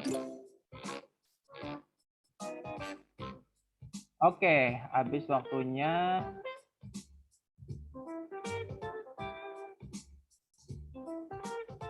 Selamat untuk 5 orang tadi ya. Weh. Jadi untuk Fani, Putri, Sarah Cantika, Natasha Ramadhani, dan Erkif nanti tolong DM saya ke Instagram saya Ersyafdi ya. Ini Ersyafdi ini. Bilang kalian pemenang nomor berapa dari kegiatan praktisi expert program ini gitu ya. Oke, 5 orang tadi ya, jangan lupa ya. Fani, Putri, Sarah Cantika, Natasha Ramadhani, sama Erkif. Oke. Sekian materi dari saya untuk hari ini. Kurang lebihnya saya mohon maaf. Wassalamualaikum warahmatullahi wabarakatuh. Waalaikumsalam warahmatullahi wabarakatuh. Terima kasih Pak Ilham sudah berbagi banyak hal tadi ya. Sekaligus memotivasi mahasiswa juga gitu ya. Jadi sudah pakai naskah Pak. Baik teman-teman mahasiswa sekalian, tadi kita sudah banyak hal ya yang bisa kita pelajari dari Pak Ilham gitu. Nah sekarang kita coba diskusi ya, kita ulik lebih jauh nih soal mengenai soal audit tracing ke Pak Ilham gitu ya, supaya kita bisa mendapatkan lebih banyak hal gitu. Kalau tadi kan baru materi secara umum gitu. Nah barangkali dari teman-teman sekalian ada hal yang kita bisa gali lebih dalam mengenai Pak Ilham gitu, boleh raise hand atau bisa lewat chat ya teman-teman. Ya silakan, mungkin beberapa pertanyaan dulu. Kalau waktunya masih cukup kita coba sambungkan. Ya, silakan ada yang mau raise hand atau di via chat juga bisa. Teman-teman sekalian.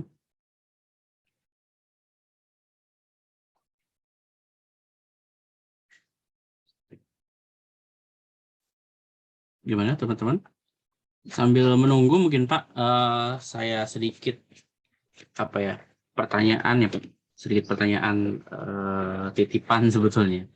Ya. Untuk kurikulum kami gitu Pak. Ya. Jadi sebetulnya Pak, kalau kita kan memang di dosen gitu Pak, mungkin Pak Ilham juga kan karena sudah bergelut di dosen juga ya Pak, jadi sudah mengetahui tentang kurikulum Merdeka Belajar ini Pak.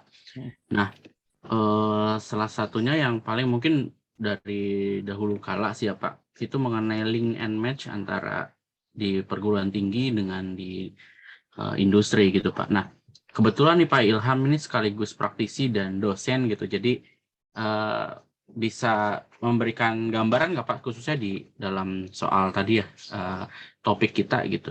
Kira-kira apa sih yang dari perguruan tinggi gitu yang harus dilakukan, dan kemudian kebutuhan industri apa gitu, sehingga ada link and match dan kita sebagai perguruan tinggi itu bisa apa ya, kurikulumnya sesuai dengan di industri, kemudian dari sisi mahasiswa juga skill-skillnya mampu mendukung di industri gitu Pak.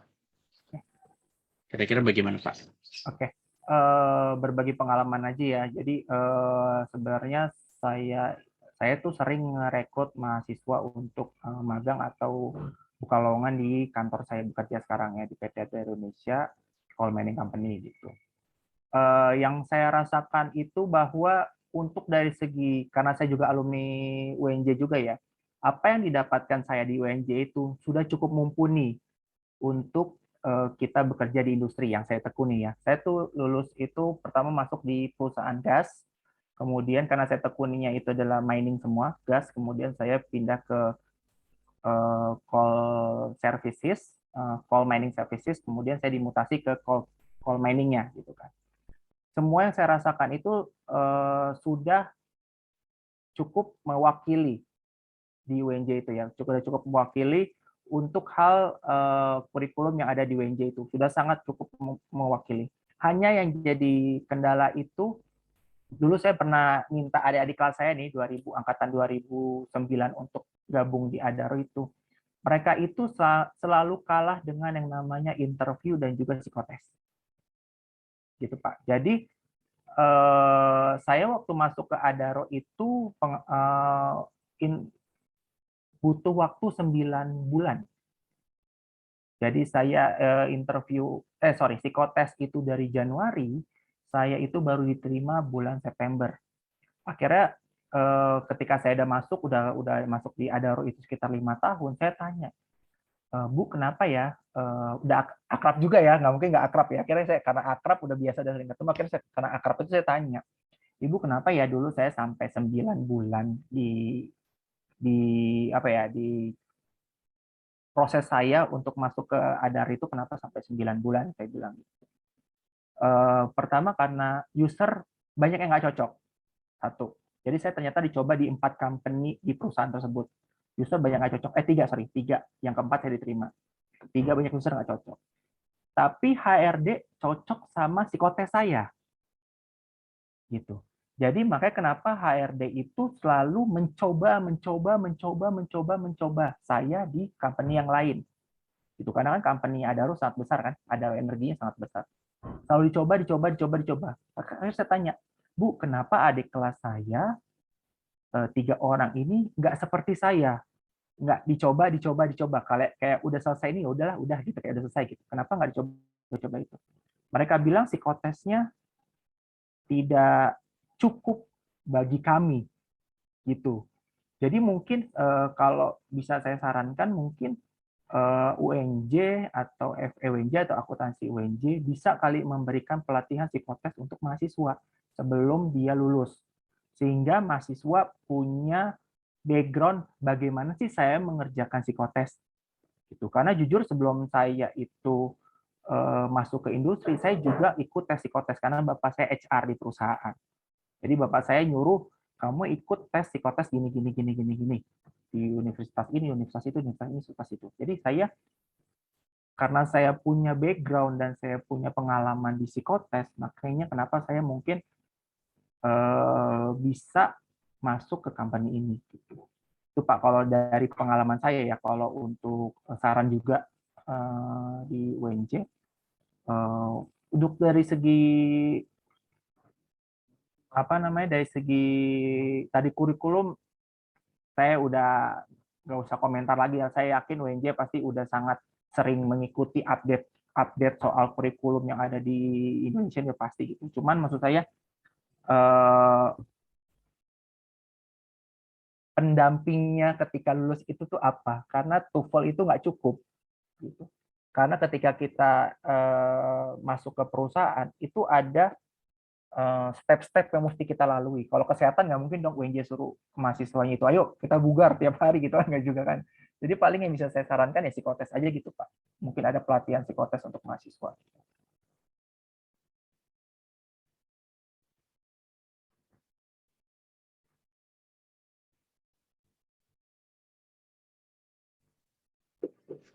Ya Pak, terima kasih Pak. Jadi tadi pada intinya mungkin soft skill ya Pak. Ada beberapa yang setelah mahasiswa lulus begitu ya Pak. Kurang lebih seperti itu. Ya, sebetulnya setelah mahasiswa lulus memang kami dari UNJ juga selalu apa ya ada memberikan insight-insight gitu Pak. Karena setelah begitu mahasiswa lulus, memang dari CDC UNJ itu ada beberapa masukan gitu. Sebetulnya apa sih yang dibutuhkan oleh mahasiswa seperti itu, dan biasanya kami juga ada kegiatan soft skill yang lain gitu untuk mengakomodir mahasiswa gitu. Nah, mungkin barangkali saran dari Pak Ilham ini bisa kami sarankan ke pihak CDC gitu ya, agar nanti mungkin lebih ke psikotes gitu seperti apa dalam persiapan dunia kerja. Baik, Pak Ilham, terima kasih. Itu kemudian Sama itu juga kali kayak kira-kira dari kepercayaan diri mahasiswa lah, mesti di iya. mesti di ini lagi. Kadang-kadang lah saya lulusan UNJ, saingan saya dari UI, dari Unpad, dari Undip itu. Kadang-kadang saya sering nemuin itu tuh. Saya bilang, ayo masuk sini. Kadang-kadang suka kayak gitu tuh. Apa namanya? Kurang pede gitu ya Pak ya. Ketika terjun di sini mungkin kurang pede gitu. Tapi itu pengalaman saya ketika saya dorong adik kelas saya ya 2009 2010 yang saya kenal tuh 2009 2010. Berarti lulusnya 2013 2014 2015 lah. Itu bahwa masih kadang belum pede gitu untuk mencoba sesuatu gitu. Kadang-kadang ya udah lewat aja gitu. Gitu.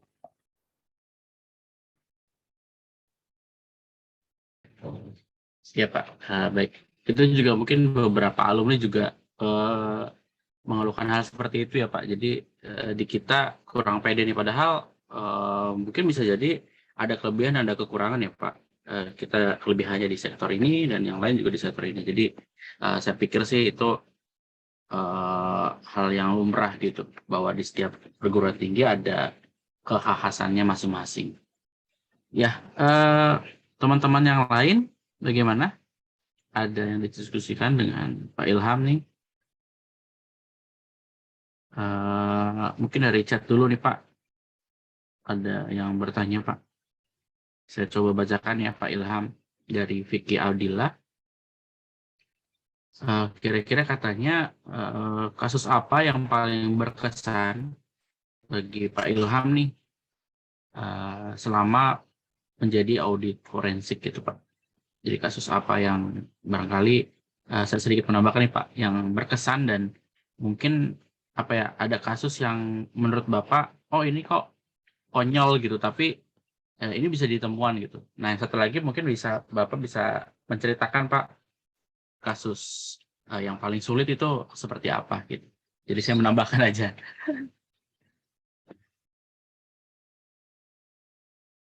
Ya, baik.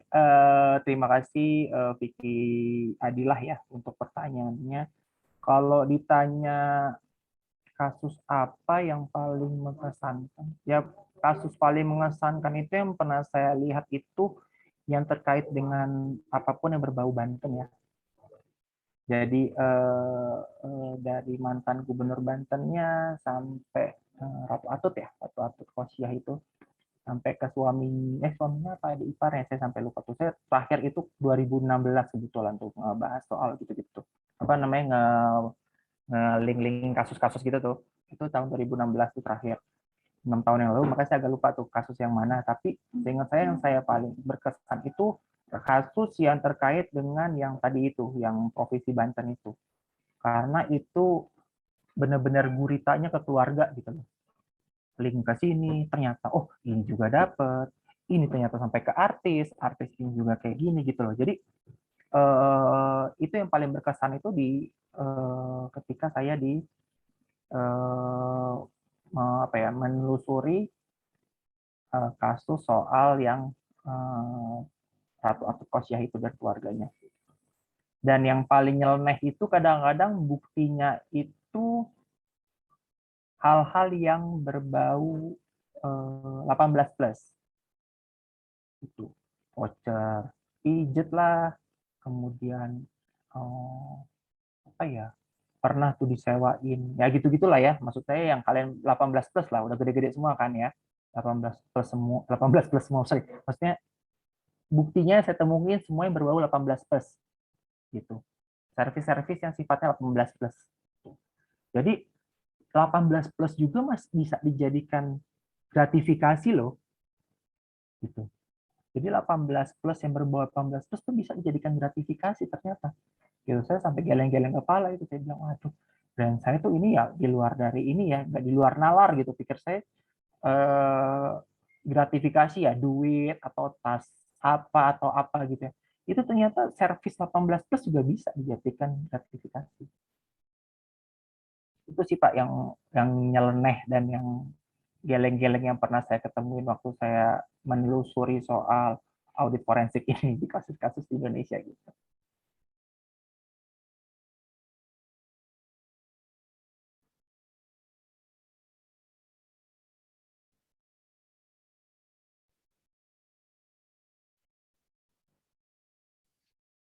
Ya, jadi tadi ini ya Pak,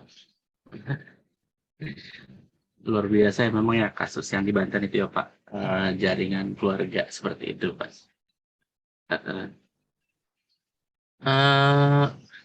Ada lagi yang lain barangkali? Baru MC-nya nih, MC-nya tadi Raisa. Diki Adilan nih. Gimana Pak Ilham? MC-nya tadi Raisa MC. Oh, boleh. Boleh MC? Ya, terima kasih Pak Silakan, Ayat Mas. telah memberikan kesempatan saya untuk bertanya. Izin bertanya kepada Pak Ilham, Ya. Kira-kira tadi kan udah sempat dijelaskan gitu Pak, ketika penelusuran aset, orang-orang terdekat dari kita itu suka diminta keterangan juga gitu, kayak misalkan istrinya, orang tuanya, anaknya, dan lain-lain itu suka dimintain keterangan. Kalau misalkan ketika dimintai keterangan tapi dia nggak jujur, itu bisa ketahuan atau gimana Pak? Cara mendapatkan keterangan yang sebenarnya gitu Pak, cara yang bisa dipakai. Terima kasih Pak. Oke. Ya, sama-sama. Ketika dimintai keterangan bisa jadi dia nggak jujur, itu bisa jadi nggak jujur. Tapi kita bisa, caranya adalah kita menemukan dari bukti pendukung lain atau dokumen pendukung lain. Tadi kan banyak dokumen pendukung tuh ya, yang di slide itu ada sekitar 16 ya, 16 bukti pendukung. Kalau misalnya dia membantah dukungan satu, pasti kita akan bisa geber ke dukungan dua. Gitu. Misalnya kita contoh lah, misalnya gini, apakah kamu beli tas Hermes ini misalnya berapa ratus, ya kan, lihat di kartu kredit nih, misalnya kartu kredit, kamu beli tas Hermes seharga 500 juta, oke, kamu itu beli pakai uang saya sendiri, oke, dia bilang uang saya sendiri, kita telusurin apa dari mana, selanjutnya gaji, kita lihat gaji berapa, gaji 5 juta setahun, 5 dikali 12, 60 juta, beli tas Hermes 500 juta, kan nggak make sense, gitu kan. Oke, dia tanya, dari gaji Pak, gaji berapa Pak? Ini. Tapi kan saya nabung Pak. Saya nabung Pak. Saya makanya bisa beli tas Hermes ini, saya nabung Pak. Oke, nabung, gaji 60 juta, 500 juta, nabung 10 tahun. Gitu. Terus kita lihat di rekening, mutasi rekening banknya, bisa nyampe nggak dia sampai 500 juta? Gitu. Kalau di mutasi rekening banknya nggak bisa nyampe 500 juta, Anda pasti udah bohong. Gitu. Karena Anda rekening banknya tidak pernah, rekening bank tabungannya tidak pernah menyentuh sampai 500 juta. Bagaimana Anda bisa beli tas 500 juta? Dapat warisan, Pak. Oke, dapat warisan. Buktiin warisannya mana. Jual tanah yang mana. Jadi kita nggak bisa hanya mati satu dokumen cuman berpatokan pada dokumen itu, nggak bisa. Jadi kita harus cari dokumen ini, dokumen itu, dokumen ini, dokumen ini. Jadi kita memberikan alurnya gitu loh. Jadi kalau contoh mau ke Romangun, oh berarti mesti lewat sini, mau mesti lewat sini gitu. Jadi supaya Ketika satu bukti dibantah, kita tembak dengan bukti yang lain. Gitu. Ketika bukti yang kedua dibantah, pakai bukti 3. Sampai akhirnya dia tidak bisa berkelit.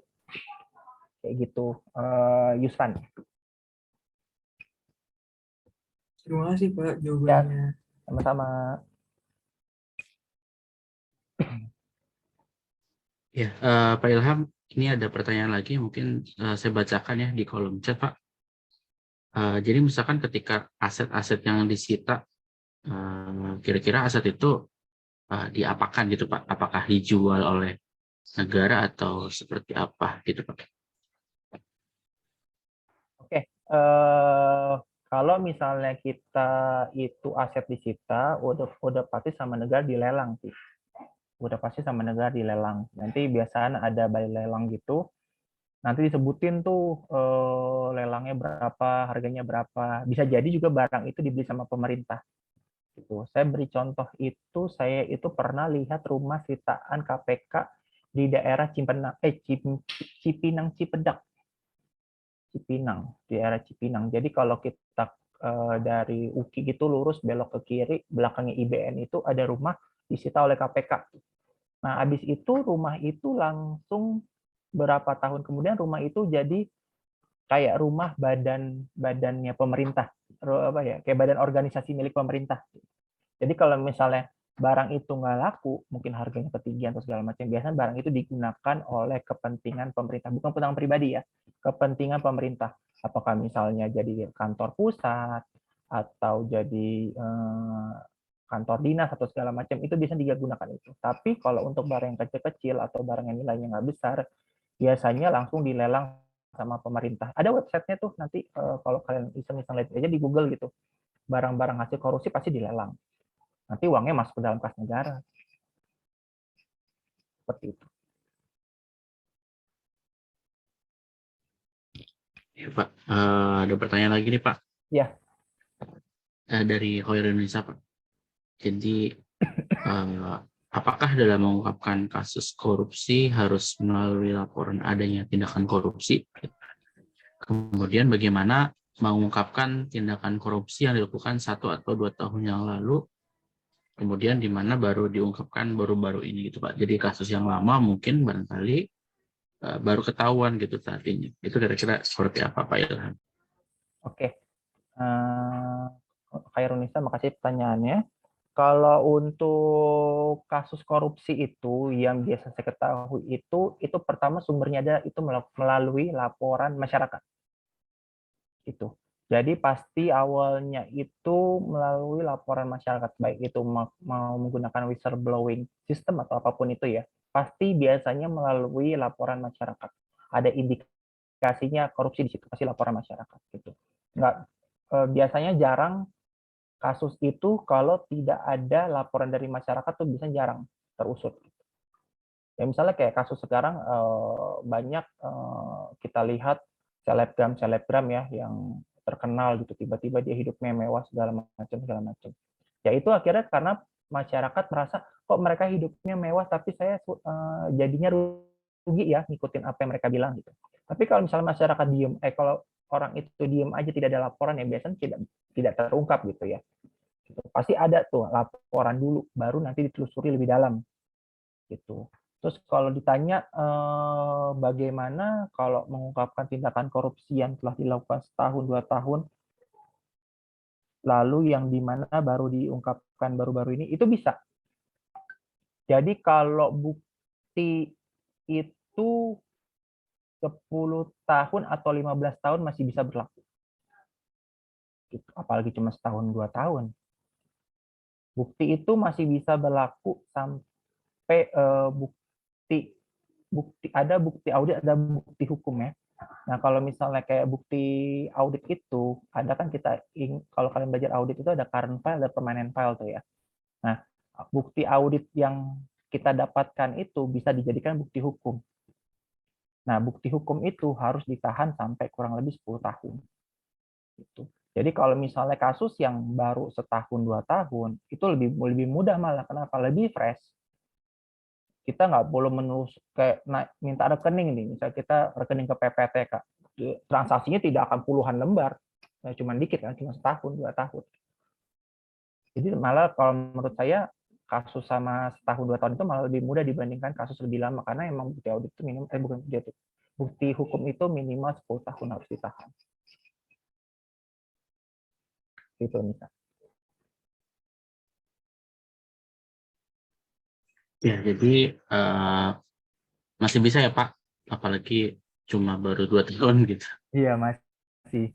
Tapi kurang lebih ada ini nggak sih Pak dalam undang-undang maksimal berapa tahun gitu yang bisa diungkapkan Pak?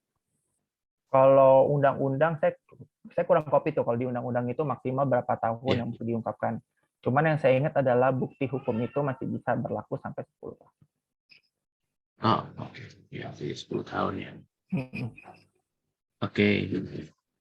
Setelah 10 tahun berarti bukti itu sudah bisa sudah dipakai ya Pak? Artinya dianggap hangus. Kita dianggap hangus ya. Oke. Hangus.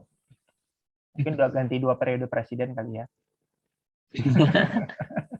Menunggu kebijakan baru seperti itu Pak.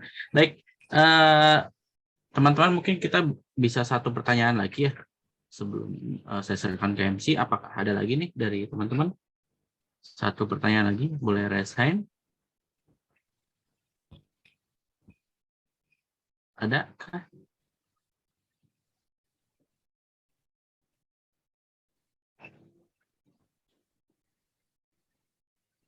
Ada dari teman-teman yang ingin bertanya lagi, satu lagi sebelum kita menutup acara? Atau mungkin saya bisa berikan semacam closing statement supaya gimana gitu Pak. Boleh Pak. Iya. Mungkin dari teman-teman juga sepertinya sudah selesai Pak. Boleh dari Pak Ilham memberikan closing statement sebelum saya kembalikan ke MC Pak. Silakan Pak Ilham. Ya, buat teman-teman semua ya, yang semuanya ini kan anak-anak UNJ ya, FE UNJ ya. Saya cuma bisa sampaikan bahwa kalian tuh harus pede. Gitu. Ketika kalian interview dimanapun, kalian harus pede. Bahwa kalian itu belajar di universitas yang bagus, pengajarnya juga bagus. Gitu. Contoh kayak Pak Ayatullah dari UNPAD, S1, S2, S3-nya UNPAD. Gitu kan. Lagi juga Bu Lisa, S1-nya UGM, S2-nya luar negeri. Gitu. Jadi kalian jangan terpaku dengan kami peringkatnya dari universitas yang rendah, kami dari gimana gini-gini, kami di bawah mereka. Enggak. Yang penting adalah gimana kalian menambah value edit dari kalian sendiri. Gitu. Saya pernah saya pernah melamar di PGN, perusahaan gas negara. 10 orang untuk satu lowongan ya. Saingan saya tuh UI, luar negeri, ada segala macam. Akhirnya sampai ujung diambil cuma 3. Saya salah satunya. Dan 2 ini dari universitas luar negeri, satu lagi universitas. Tapi 2 orang ini adalah dia pegawai kontraknya PGN. Jadi yang non kontrak cuma saya doang. Dari 3 ini saya interview user nih. 3 interview terakhir dari 3 ini. 2 kontrak, 1 saya sendiri. Dan saya dari UNJ. Teman saya yang UI nggak lolos, teman saya dari universitas yang lain nggak lolos. Itu merupakan bukti bahwa industri tidak melihat background kamu universitasnya apa. Itu. Yang dilihat adalah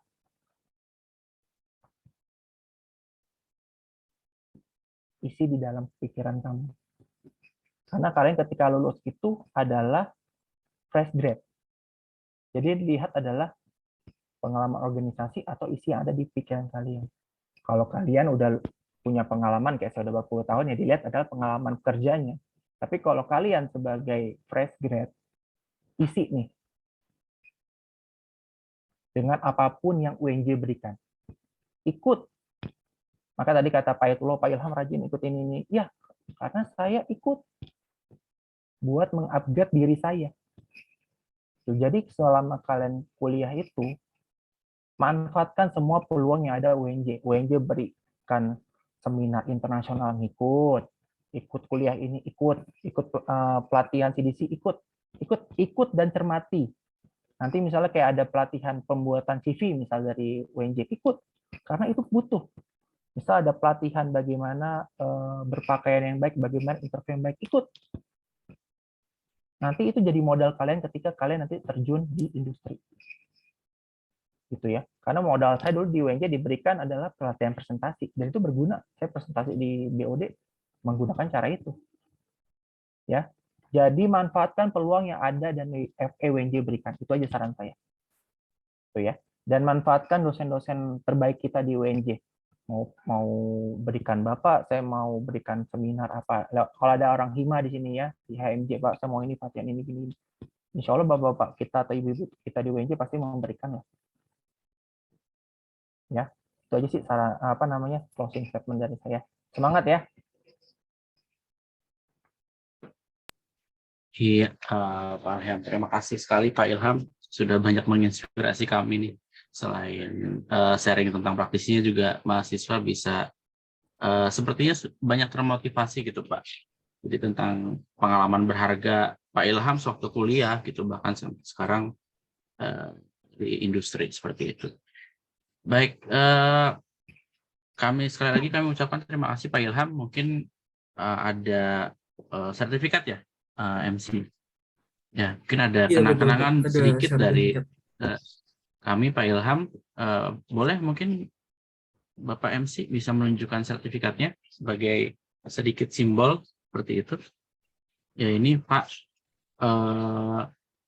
sebagai stakeholder dari UNJ gitu ya, termasuk alumni gitu. Kami sangat berterima kasih sekali nih bagi Pak Ilham mau berbagi gitu, sharing mengenai di industri gitu, seperti apa gitu. Dan khususnya memotivasi teman-teman dari mahasiswa dan saya juga sebagai dosen ikut termotivasi gitu. Harapannya Pak dengan adanya kegiatan ini kita bisa sama-sama maju seperti itu Pak, dan kami harapkan juga Bapak mungkin bisa sharing lagi Pak di semester ke depan karena kegiatan kita ini insya Allah akan rutin Pak di setiap semester gitu untuk sharing dari alumni, sharing dari praktisi yang lain gitu. Kita di ekonomi sendiri sering mengadakan praktisi gitu ya. Kalau ini kebetulan memang sharing praktisinya dalam 2 minggu gitu. Jadi kita full untuk perkuliahan kita tiadakan gitu. Kita alihkan untuk sharing praktisi dalam rangka kampus Merdeka gitu Pak. Jadi ini Pak Ilham sedikit persembahan dari kami untuk Pak Ilham ya, sertifikat kenang-kenangan ya. Semoga kedepannya Pak Ilham tidak kapok dan mau berbagi lagi. Kira-kira seperti Pak Ilham. Ya Pak Ayatullah, makasih Pak Ayatullah. Ya baik, saya sebagai moderator dalam acara hari ini Izin Pak, mohon izin undur diri. mohon didokumentasikan dulu. Ya, oke. Saya tutup dulu baru didokumentasikan ya Oh, Mas. baik, Biar siap Pak. enak. Terima kasih. Ya, Maaf ya Pak, tadi oke. potong pembicaraan. Oke. Terima kasih mungkin dari teman-teman sekalian ya. Jika ada kekurangan dan kelebihannya mungkin saya mohon maaf sebesar-besarnya. Saya kembalikan ke MC ya.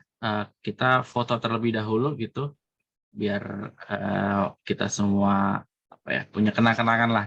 Kira-kira seperti itu. Mungkin teman-teman yang lain juga bisa mengaktifkan kamera ya teman-teman. Ya, bisa Izin, dipandu oleh Pak MC ya, Pak. ya. Mas. Terima kasih kepada Pak Ayatullah yang telah membimbing tadi mengenai pemaparan materinya begitu. Saya izin mengambil alih untuk sesi dokumentasi. Yang pertama kita ada sertifikat untuk narasumber Pak Ilham Ramadan R. Syafii untuk sesi pertama dokumentasi. Ya, 3, 2, 1. Ya, lalu yang kedua ada sertifikat juga untuk Pak Ayatullah selaku moderator pada hari ini.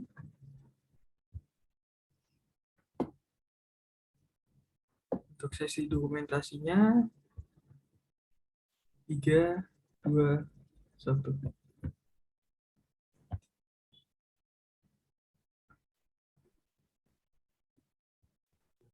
Terima kasih untuk sesi selanjutnya kita ada foto bersama para peserta yang hadir di sini. Untuk teman-teman mungkin bisa diaktifkan kameranya agar bisa terdokumentasi dengan baik, tidak hanya tulisan namanya begitu.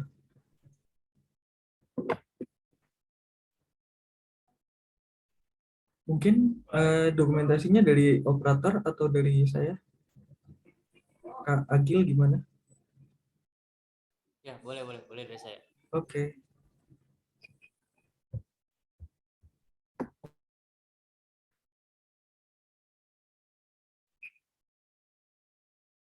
Ya, teman-teman yang mau on cam dipersilakan.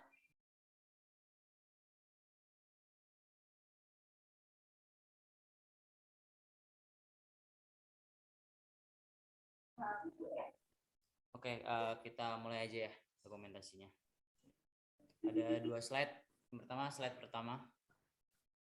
1, 2, 3. Oke. Untuk slide kedua. 1, 2, 3. Oke, sudah. Saya kembalikan ke MC. Terima kasih kepada narasumber yang telah memberikan materinya pada hari ini. Materinya sangat menarik, sangat bisa menambah wawasan kita terhadap aset tracing gitu, sesuai judulnya.